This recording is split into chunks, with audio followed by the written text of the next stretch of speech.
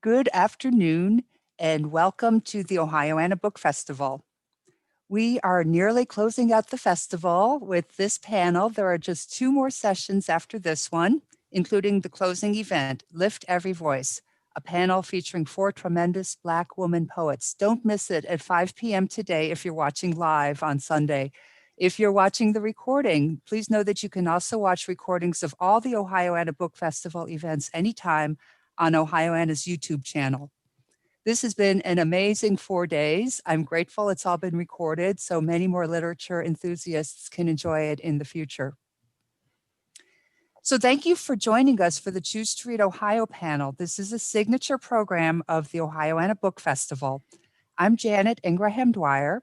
I'm library consultant for youth services at the State Library of Ohio and project coordinator for Choose to Read Ohio. I am honored to co-host this event with my friend Meg Brown, Director of Children's Education at Thurber House. We want to thank our festival sponsors and partners, all of whom you can find listed on the Ohioana website. And thanks to our official bookseller, the Book Loft of German Village. You can get copies of all the books featured at the festival at bookloft.com. Choose to Read Ohio is a project of the State Library of Ohio and the Ohioana Library Association in collaboration with the Ohio Center for the Book and Ohio's schools and public libraries. Choose to Read Ohio promotes reading across the Buckeye State. Every 2 years, we spotlight a book list of 20 representative books for all ages by Ohio authors and illustrators. This that you see on your screen is the book list for 2021 and 2022. We love these books. There is something for everyone here. And this is just the latest list. You can explore all 135 Choose to Read Ohio titles since we started in 2009.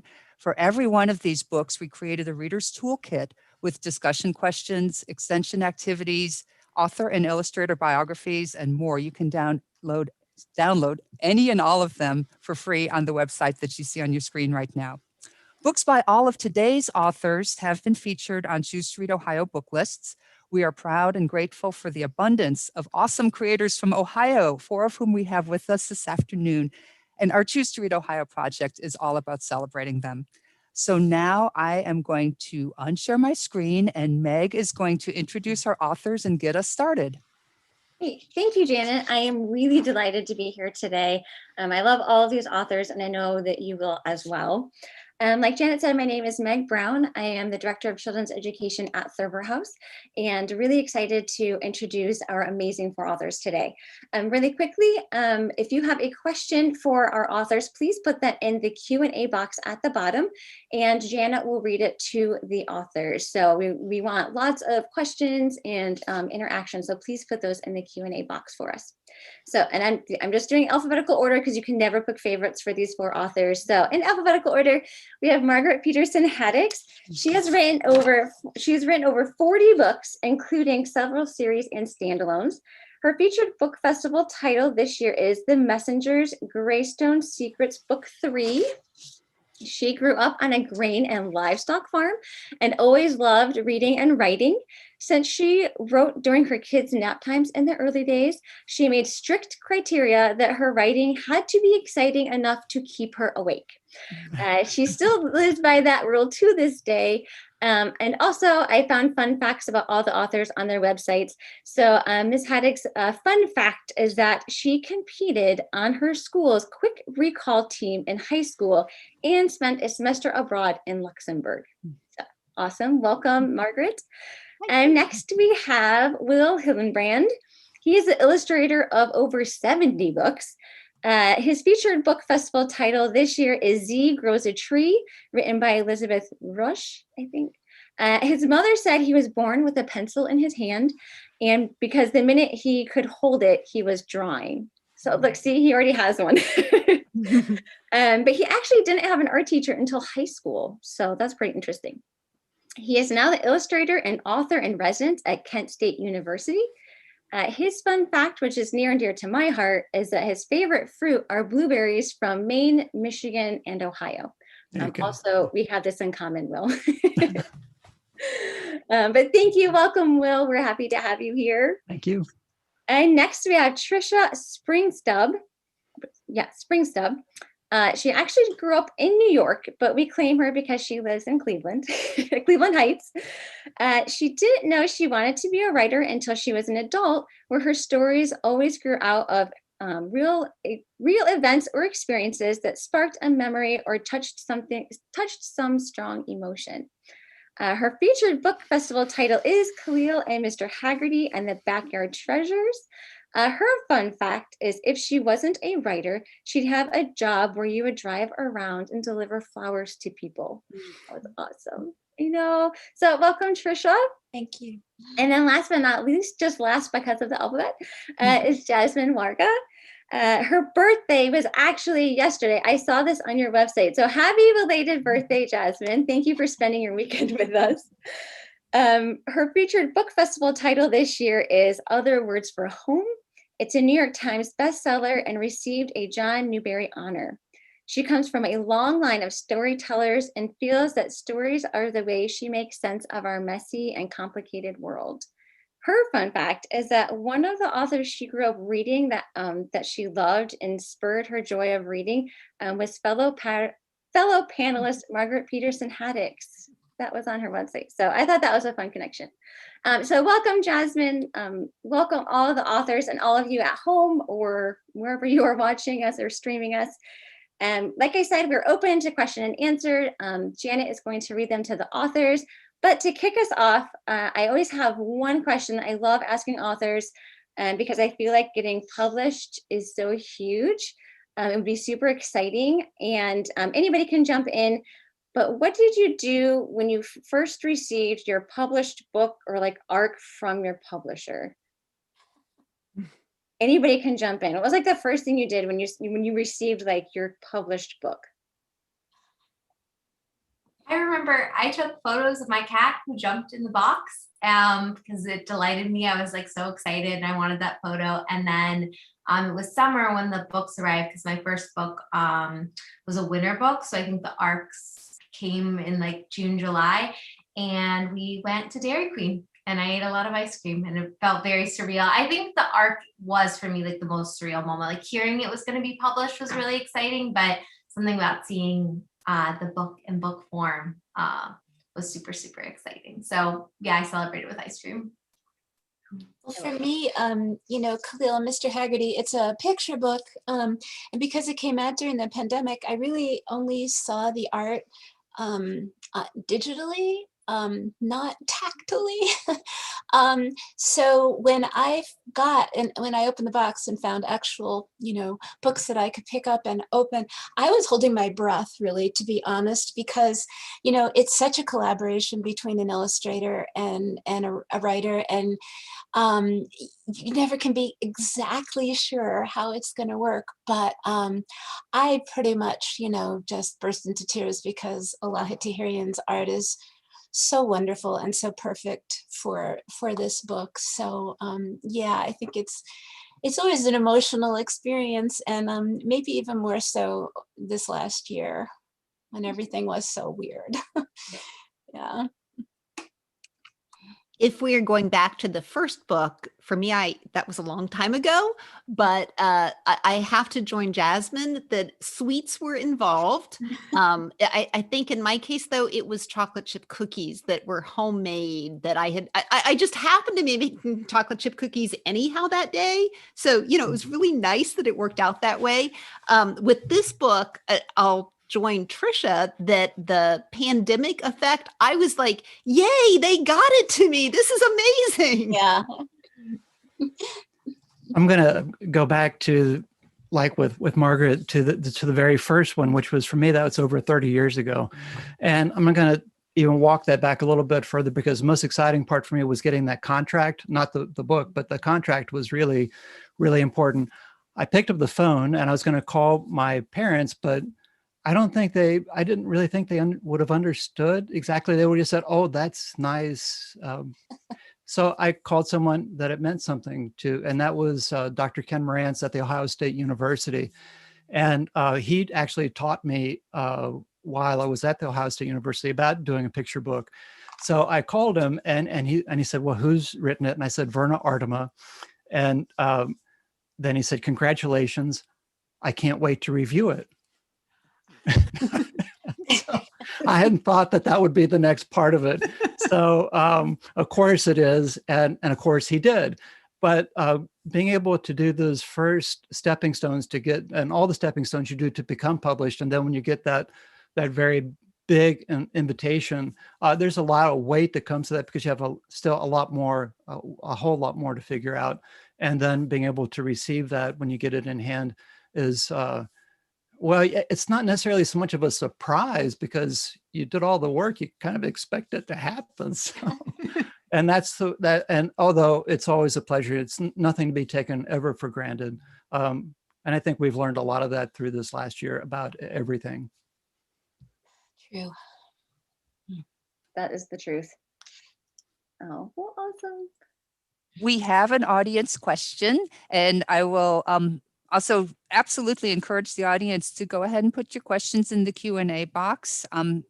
Put them in when you think of them, because the earlier you put them in, the more likely it is that we'll get to them. But we are asked of all of you, what book do you wish you had written, or in Will's case, illustrated? Wow.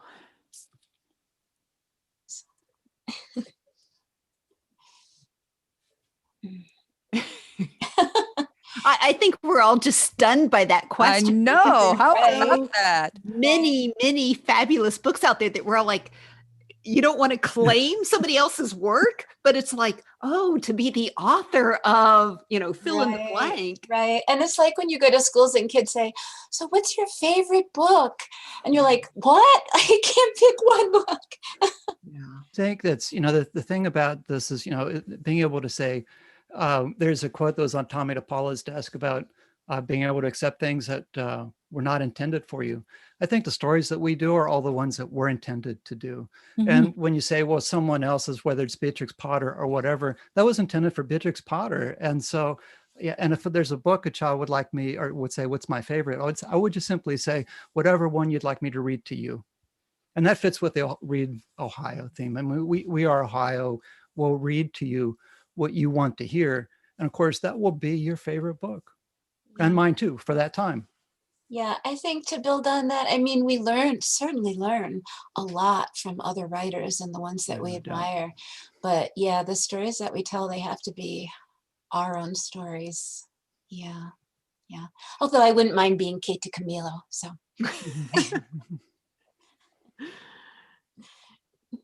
We have another question that I think you might find, well, maybe not equally challenging or the same challenging, but it's sort of along the same lines. But I adore this question at the same time. Who is your writing crush? Oh my. So maybe who among the pantheon of people writing today or any time in the past has your fascination right at the moment? I'm having a hard time getting past the screen I'm looking at. So I'll pass it to someone else.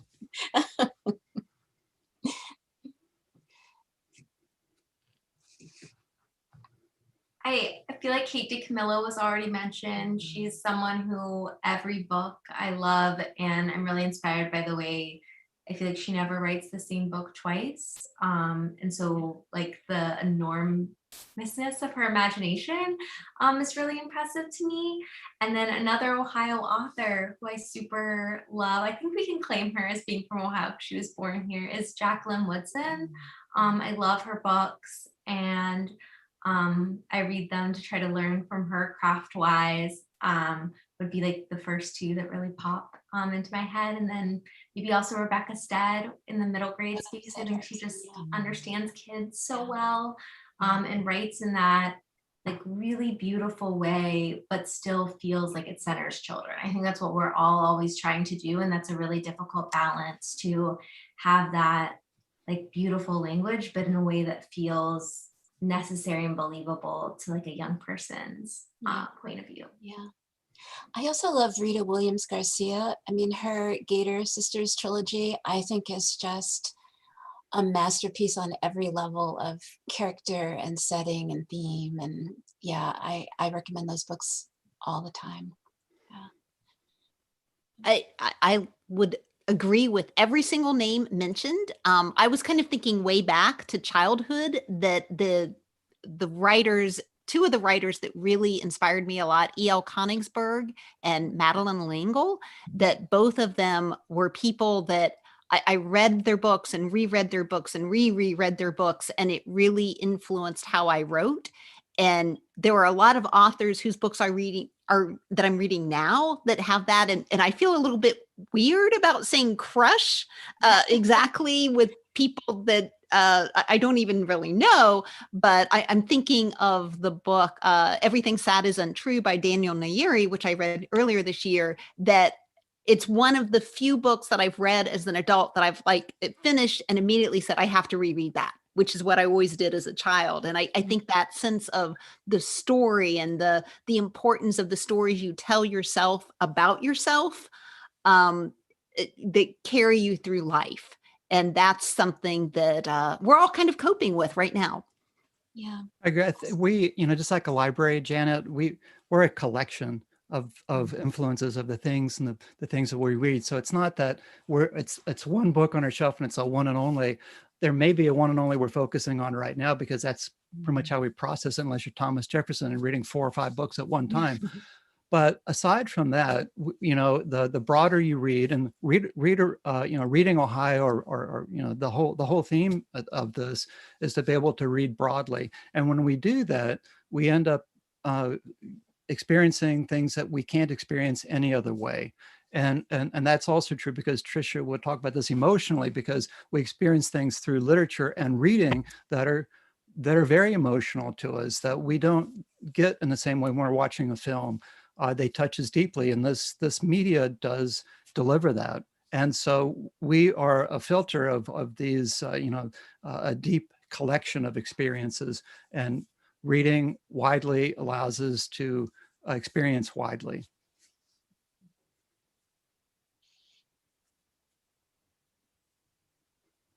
Thank you all very much. We have an interesting question. We have several interesting questions from the audience. Here's the next one for everyone on the panel. Do you have a writing habit or superstition? The audience member gives a few examples. For instance, after a chapter, you eat M&Ms, or you must write with a certain pen, wear your hat backwards when you're stuck. Right? And anything that you feel like I need to do this, whether it makes sense or not.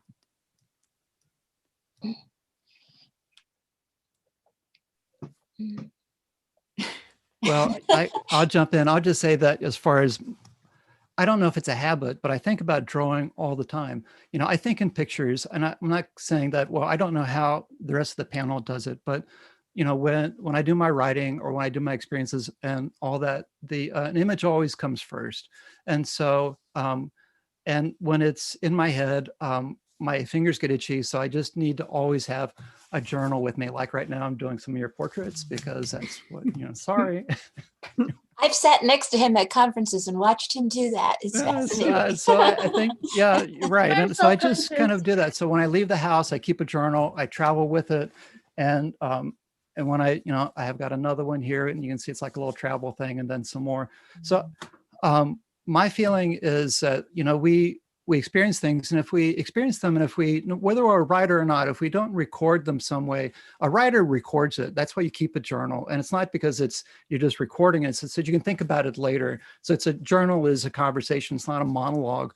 And so when you get a little seed of an idea, it's not about judgment, about this is good, this is unique, this is only the time someone thought about it. For me, I just capture it. And I think that a day without my journal would not be a good day, or even an hour. So I keep it with me all the time when I travel. I keep many here at home. And if I get stuck on an idea, that kind of was an inference to the question, I just go paging through that, or I go reading. And then those help me out a lot, because sometimes you just think that, well, I just need to refresh myself, and that's a good thing. And journal always has something in it that is good to reflect on. Yeah. I think for me, I spent years, and probably Jasmine, you can relate to this, writing when my kids were still young and at home. And so I had this certain, this room with a door that I could shut, and I would work, as soon as they left in the morning to go to school. And so for years and years, I thought I could only kind of work at this certain time of day and in this certain place. And then slowly, as time went by and, my kids were gone, I started realizing, no, I can work, I could work at night, I could work, outside. But it was a long time of feeling like when I would get in this one place and this one, time of day, that was when my writing brain would come alive. So that was a habit that served me well, I think, because, it was just, I had to work then. And so I did, and I developed that kind of, that muscle of that discipline, and that it's still with me now, even when my kids are way old.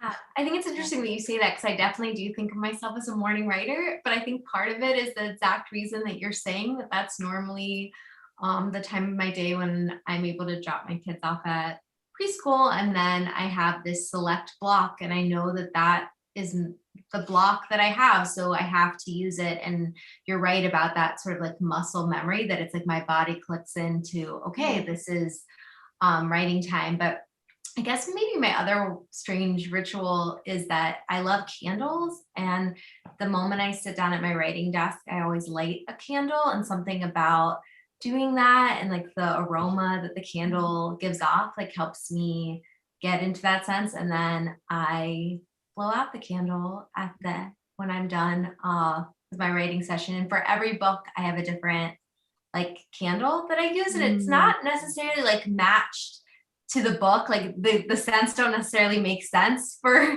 what I'm working on, but it's always the same candle for that project. And then I know, like I change candles when I am finishing a project and ready to like try my hand at a new one. So I think I also like snack and all those things, but I think the most like consistent thing is the candle.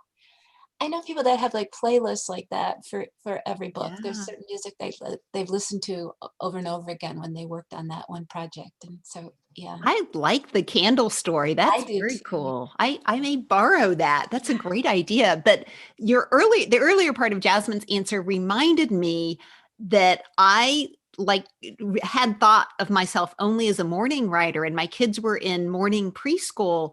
And then we moved right before my daughter was about to start kindergarten. And so we couldn't state a preference in terms of whether we wanted her in afternoon or morning kindergarten. And she got placed into afternoon kindergarten. And it was, very, very traumatic for me that it was like, wait a minute, I have to switch. My only writing time will be in the afternoon. So it took me a while, but I made the adjustment. But now that I don't have to think about that as an issue, I would say my bigger habit that is more important to me in terms of establishing the writing time is I like to get up and take a walk first thing. And during that walk, I'm often working out my life problems or the problems that I'm having in whatever I'm writing. And so I associate writing and walking so much that's become very connected in my mind. Yeah. I think sometimes that's such a good point, Margaret. And it's sometimes when children are asked to write, that's not really something that's talked about, because it looks like you're inactive when you're walking, when that's actually a very important time. Other things are happening, the blood circulating and all the rest of it, but you're also being able to be in position to write. Yeah. I'm sure we all get those questions from kids about what do you do when you get writer's block? And I recommend exercise in general, or doing really boring chores like mowing the yard or washing dishes or folding laundry. And you can just tell on the kids' faces when I say chores are the answer, they look horrified. And I totally get it. But I do think it's because so much of writing is thinking, right? And it's that space to sort of let your brain think and trick it into thinking without putting that pressure on it to think. So I think that's why so many of us get our best ideas when we're like walking the dog and thinking about something maybe other than our book. And then it'll like start done sticker. I get a lot of my ideas when I'm driving. I think because my brain is focused on, hopefully being a safe driver. And then it doesn't feel all this pressure to solve that thorny plot problem. And somehow it is still like working on it and it'll come to the surface. So I definitely think it's important for kids to understand how much of writing is like thinking time. I mean, the discipline part of being at your desk is obviously really important too, but it's the thinking is to me like the bigger part of the gig, I guess. Yeah, that's when kids ask, like, how long does it take to make a book? I think they're thinking, like, doesn't your hand get so tired? But really, I try to talk about that so much of it is when you're not actually at the desk, but the book is, still with you all the time. Yeah. I think one of the things that's important too, especially for very young children, they're often asked, my wife teaches kindergarten, so I see, that here's a space, you do a drawing, and here's where you do your writing. I saw a couple of reviewers, specialists talking about this, and they showed a drawing and the writing, and they're talking about writing with detail. And they went right past the drawing to talk about the writing. And if you walk it back and take a look at what was put in that drawing, you can see a child on a swing that's moving, and they have flowers on the top that they're wearing and a bow in their hair. We have things that are in there, but if somehow we're not really cued in to be able to talk or see, and Charles Dickens would say, I'm not only the best listener in the room, I'm the best observer in the room. And I think the important part of that is that how do you tell that? How do you have these experiences and process it? And if we decide that, in this writing process, which is really difficult, if we separate one sensory experience from another, instead of being able to say, how do you fuse those? And how does a storyteller paint a picture with words? And we're missing something that's essential, especially for young children. Mm-hmm. Thank you, Will. I appreciate that. I want to, before we move on, first of all, on behalf of all the parents and guardians of all of the middle school and middle grade students who have ever attended one of Margaret's author visits, thank you for promoting doing chores as a route to writing success. We all appreciate that very much. And I have a quick follow-up question for Jasmine, which is, does the scent of the candle then associate with the writing of that story into the future? Do you see what I mean? Yeah, I think that if I smelled that scent, like of that same candle, if I was somewhere, and because I get a lot of my candles at like Anthropology or something like that, and if I walked into one of their stores and they had that candle burning, I'm sure like my memory would transport me back there. But yeah, like and when I'll relight them, because sometimes it's like I think sometimes writing, we all know it can be like sticky and you kind of have to like trick yourself into finding the fun again.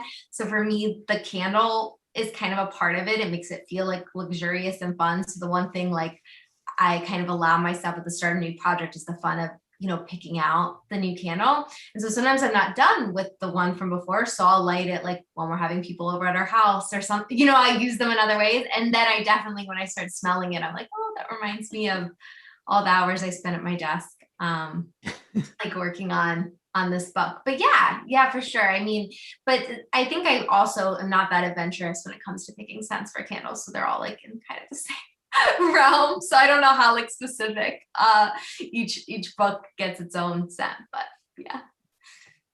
Thank you. I appreciate that. I just was fascinated by that, by that connection. We have a question from the attendees, and Tricia, you've already answered this, although you're more than welcome to give us some details about your floral delivery alternate career. The question is, if you weren't a writer or artist, what other profession would you be in?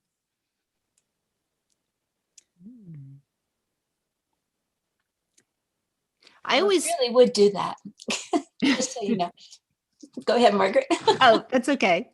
I always try to game it. So it's like, well, maybe because I worked as a newspaper reporter before I started writing books. And I'm always like, well, am I allowed to do that? Can I count that as my job? And when kids ask that particular question, they're always like, no, that's still writing. You can't do that.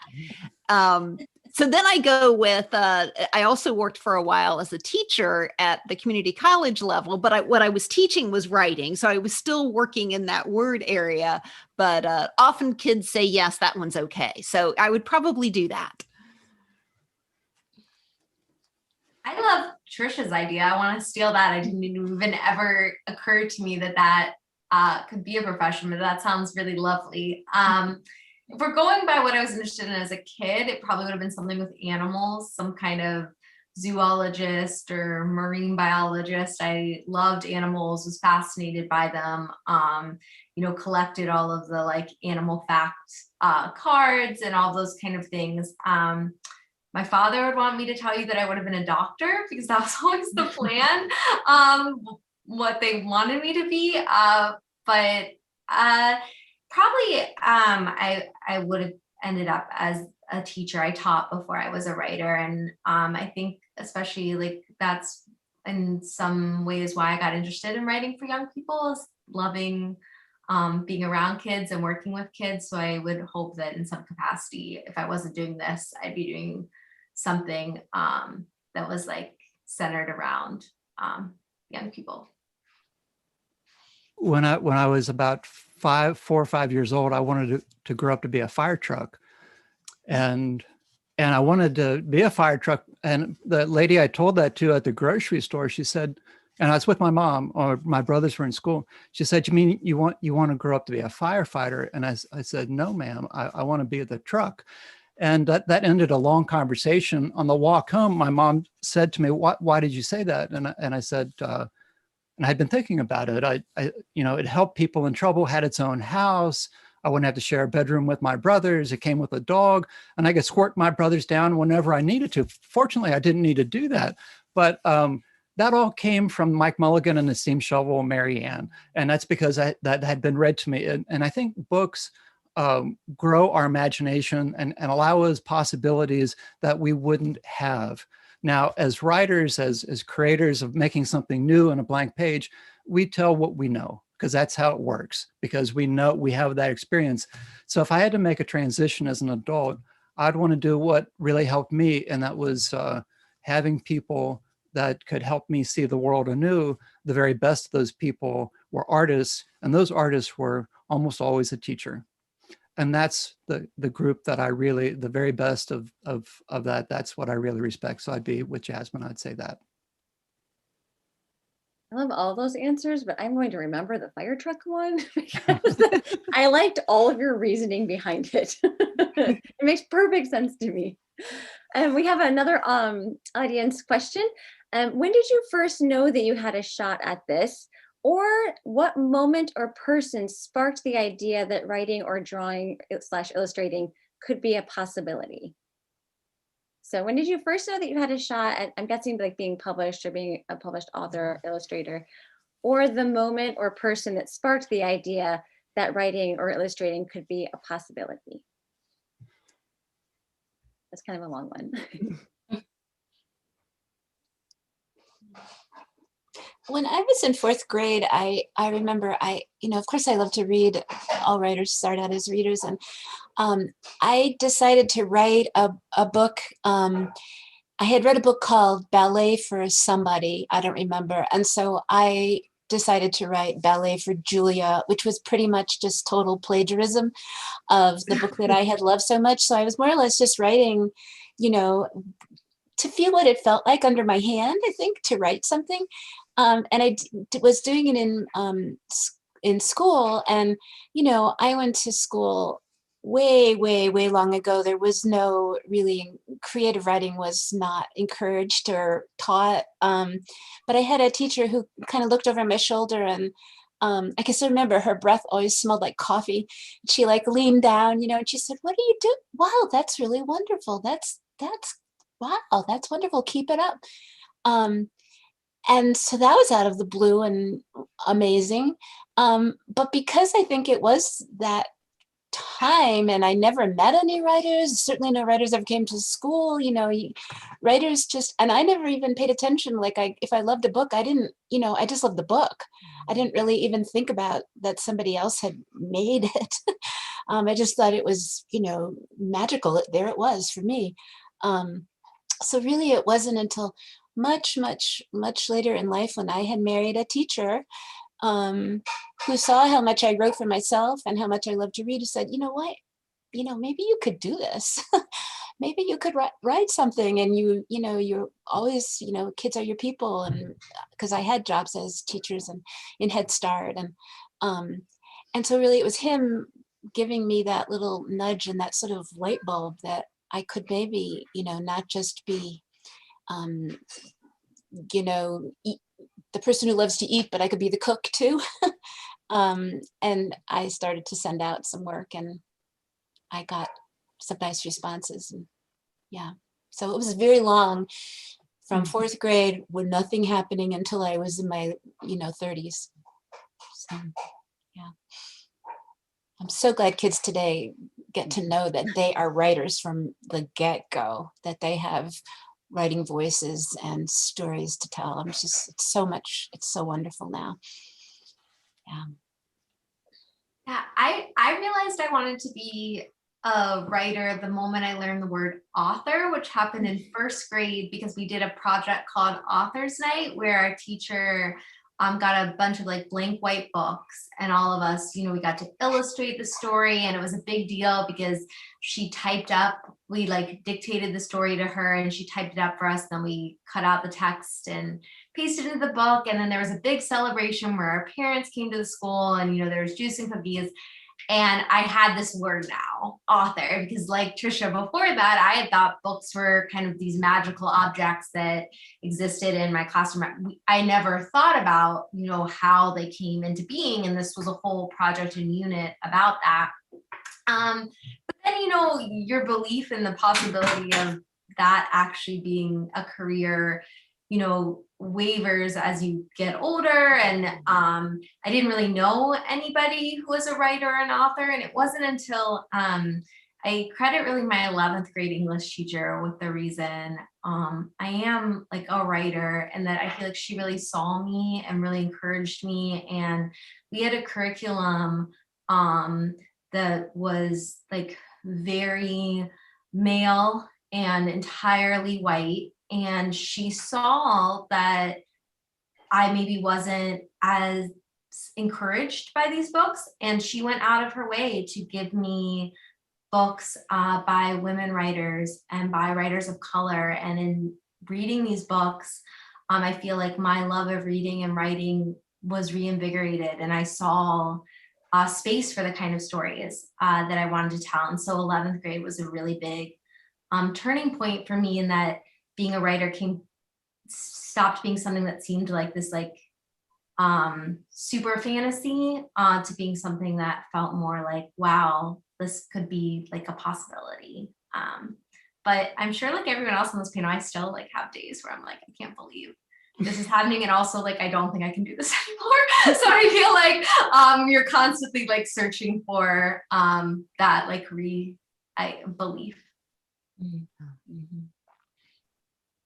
I will continue the shout out to teachers because going back to third grade, I can remember my third grade teacher, whose name was Mrs. Peeler, was very wonderful about reading books to us and encouraging us to read books and kind of pushing that notion. And that I was a little slower than Jasmine. I don't think I understood until third grade that there were actual people who created the books and there was such a thing as an author.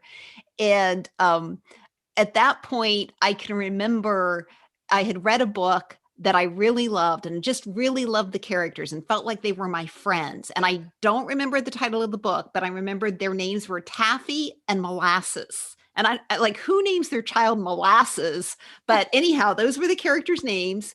And I finished the book, and it wasn't the series, so there wasn't another book to go to. And it was like, I felt like I had friends move away and I was never going to see them again. And so I don't know if the teacher suggested it or if I thought of it on my own, but it was like, oh, wait a minute. If I write a story about taffy and molasses, I can continue hanging out with them. And so I did. I wrote a story about taffy and molasses, and I was like, this friendship continued. And nowadays, what I was doing would be called fan fiction. But at the time, I'm old enough that that was not a term back then. And nobody was standing over me at that point saying, if you publish that, that's plagiarism. And there was no question that it would be published. It was not any good, but it was a start in terms of, oh, I don't just like reading. I also like making up stories and writing them. And it like many of the others of you, I had not met any authors. I didn't really think of it at that point as something that was going to be a career because, when you're in third grade, you don't really think that you're ever going to grow up. You think you're going to be a kid forever, but it was definitely something that I knew I enjoyed. We're story people. And so across the board, and I think that when we don't hear story, there's a vacuum, but when we do hear story, our ears are already made for it. We're already set. The same with pictures. And so when I was very young, when Where the Wild Things, that was brand new, and it was read to us, I couldn't even imagine someone could draw that well to make those pictures. So it's like children create their own mythologies. My brother Rick would say, if you and this is kids' mythology, if you want to outrace a snake that's chasing you, you have to run like this. And I thought, that's ridiculous. How could you outrace it? And he goes, well, that's how you do it. And I said, well, how come like in the Olympics they don't run like this? And he said, because a snake isn't following them. And so, okay. But, for me, I thought Marie Sendak was a machine because that was my mythology. I didn't think anybody could draw that well. Now, today, a child might think it's a computer that draws it, or it's not. It's a person. They may use that as a tool. But I thought Marie Sendak was a machine that lived in New Jersey. I didn't even know where New Jersey was. It was just far away. It wasn't in Ohio. So, so I think that part of being seeing something or experiencing something that is amazing creates an impression that we never forget. And a lot of those impressions happen when we're very young. That's across the board too. Things that happen to us, a child might break their leg and want to become a doctor because the doctor fixed it. So these things filter into who we are. I think that, being able to think, can I do something that is this amazing when you're a child and you're barely able to, maybe at the beginning, to draw your own name or spell your last name.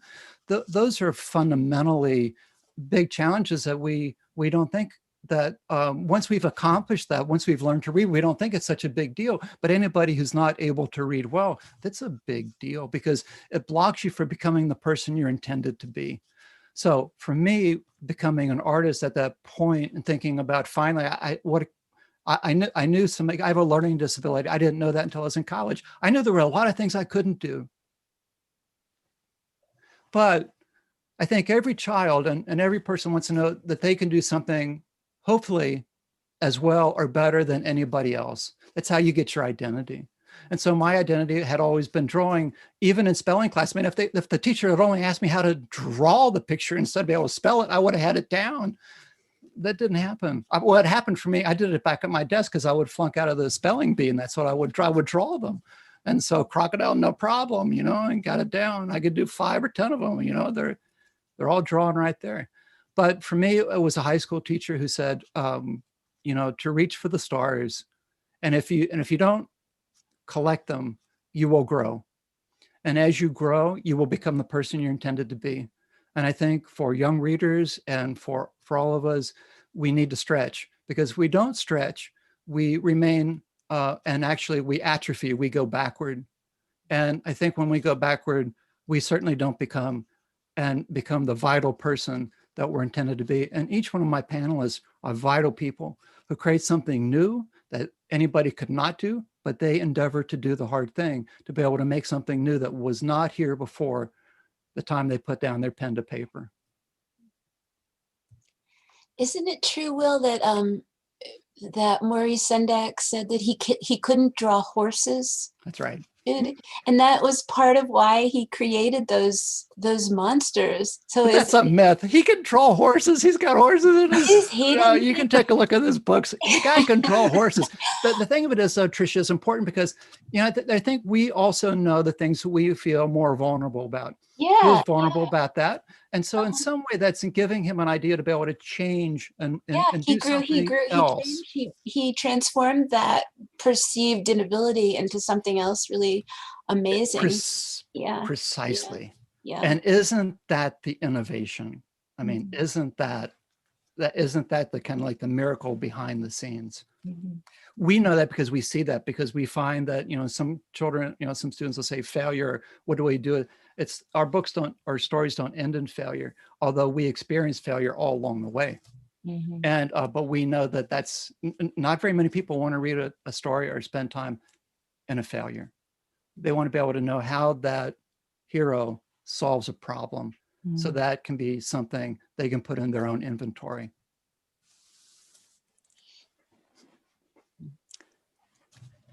I just want there to be an Olympic event now where everybody has to run like this, like a snake. I mean, that would be a great addition. The silly Olympics. I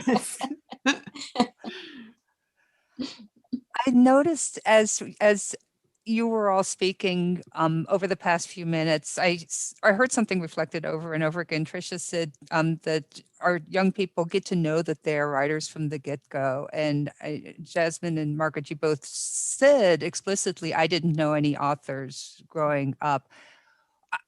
I don't know if this is a question or just a comment. It's from me. Each of you is so helpful and so generous in the ways that you approach and be with young people. I have been lucky to, Jasmine, I have not yet seen you or had the opportunity to observe you talking or working with young people, but I've been fortunate to see Will and Tricia and Margaret in situations in libraries or schools where they are interacting with students. And there is nothing like getting to meet a real live author or illustrator and interacting with them, for young people to have it realize that, no, this is not a machine in New Jersey who is making this happen. This is a real person like me or like my parents or like an adult in my life. And they're telling me I can do this too. And it's really big. I guess maybe my question, if anything, but I don't want you to spend a lot of time on it because Meg we're almost finished and we want to make sure we talk about your books just a little bit. Are you all doing okay? It's been a long year and going on a year and a half. I don't know if you've had any opportunities to actually interact in person with children lately. So I can answer and kind of do the flip, not really the flip side, but the other perspective on you talking about the helpfulness to children to talk to authors. It is also so helpful to authors to talk to children. And that is something that I always knew. I have always loved spending time with kids because they have such a wonderful perspective on the world. And if I'm in a bad mood and I go into a school, I always come out in a good mood because I have some interaction at some point along the way. I'm not saying that every interaction is great, but at some point along the way, there is some interaction that I'm like, oh, this is wonderful. And I'll put the positive spin on things here, that has been one of the gifts of the past year, that it has made me realize how much I value that, because I have not been traveling and visiting schools and all of that. And I've done a lot of virtual school visits and have had, even just seeing the kids' faces on screens. And I can remember one virtual visit that I was doing where there was one kid who was just like bouncing up and down the whole time, like the entire time, like this. He could have been on a pogo stick. He was just constant motion. And then right beside him was this little boy who was wearing a hoodie and had the hood over his face down to here. And he was kind of down like this. So I could see about this much of his face. And he didn't move the entire time. Maybe he was asleep. I'm not sure. her. But I could have written a story just seeing those two kids, because it was such a contrast. And I'm like that boy who cannot sit still. I can't sit still very well either. So I was so sympathetic to him. And I was also thinking the teacher who would be watching them on the screen, that she had that every single day. I was thinking, there was so much inspiration just from having that little interaction by screen, that it has helped to do that. Mm-hmm. Yeah, I would echo everything you said, Margaret. Yeah. And any teachers watching, whoa, you've been heroes this year. Yes. The ones in the classrooms and the ones in the just doing it remote, and the ones who are trying to do both at once. I can't believe that we're asking that of you. Teaching has always been a really hard job, but I think this year we should be paying them millions of dollars. Yeah. Mm-hmm. Mm-hmm. I agree with everything that was said. I have been so grateful for the opportunity to connect with young people, even if it has to be virtually. I obviously super miss being able to go in person when this all first happened. Not that I didn't enjoy school visits before, but I didn't realize like how much I would miss that part of this job, because I think so many of us get into it because we do enjoy living in our own heads a little bit. But I'd gotten so used to that being such a part of it. But I have learned to really appreciate the virtual school visits. And also I think especially when you're dealing with middle school students, I found that something about the virtual format, the fact they can type questions into the chat, I get maybe more vulnerable questions than I have an in-person visits, when you would have to raise your hand and like verbally ask that question in front of lots of people. And so that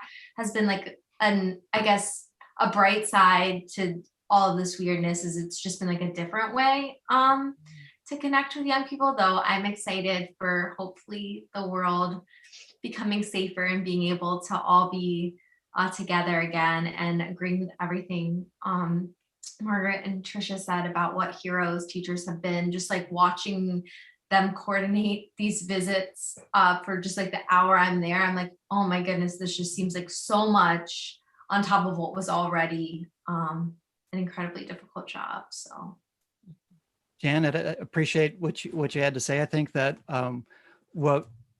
we juggle two things. We're introverts and then I think that and probably more naturally introverts, as this world isn't something that's lonely for us when we're making our own work, because it's populated with the characters that we are creating. And it's, some people mistake that, well, you go to your lonely space, and it's like, well, unless you're really participating in this writing thing, you won't understand that these are sirens that are calling you all the time and being able to engage you. But when you go to your audience, you have to kind of do what Leonard Bernstein used to say, when he would do his composing, one thing, but when he conducted, something else. And for him, he said it was like grinding gears. I hope it's not like grinding gears for us, because that's a lot of wasted energy. But when you turn that around to become an extrovert, to be able to talk about it, for us as being introverts might be safer not to do it. But each one of my panelists are passionate enough about their work that they know being able to make sure that the audience that can hear this, know it, and then use it, it's an important message for them to hear. And it's also important to be able to just be honest. And remember, our audience, especially the audience I deal with primarily, which is very young, this young audience, they're all artists. They're all, and so what happens is we have a conversation artist to artist. And this is extra special.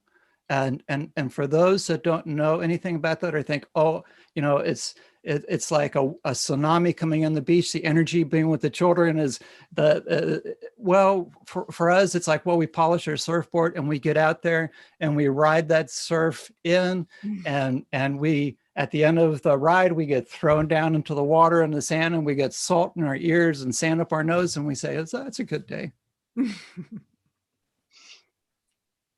I love all the visuals that you've given us, Will. Like, these are amazing. Like fire trucks and surfing and like all of this. It's amazing.